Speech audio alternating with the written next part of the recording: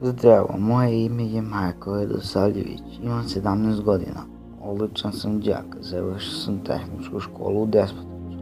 Srećan sam, lepo mi je bilo u detinjstvu. Jedino, kada sam se rodio, bio sam 20 minuta klinički mrtav. Jedan dan ću mnogo zapamtiti. Tog dana kada me je majka napustila, nekako sve se promenilo. Otac je bio mnogo nervozan, a za sobom sam imao još dva mlađa brata. Jedan je imao 5, a drugi 3 godine.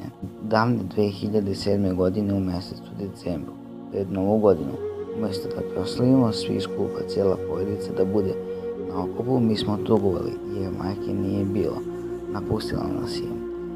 Naš otac se borio za nas i uspije. Izbrao me je na pravi put, još moju braću i postaći još veći čovjek.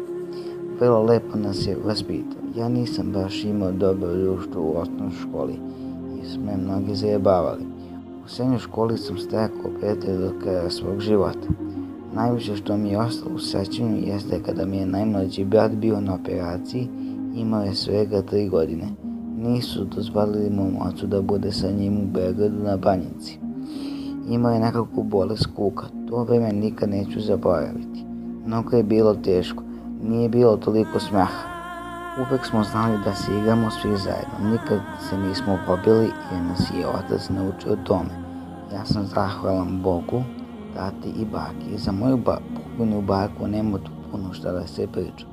Čuvala nas je kao majka, ponekad bi nas udarila, ali znali smo da smo grešili u tome, pa bi prestali da radimo dečje igre.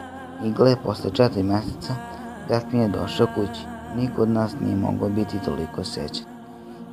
I kada je došao, desio se šok. Baba nam je umrela. Taman smo osjetili tu nekakvu sreću i desi se to mnogo.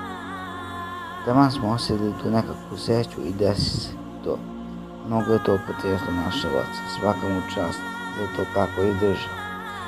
Nije se to puno nešto dešavalo u mom životu, ali imao sam da se kaže dobro detinjstvo. Hvala na gledanju.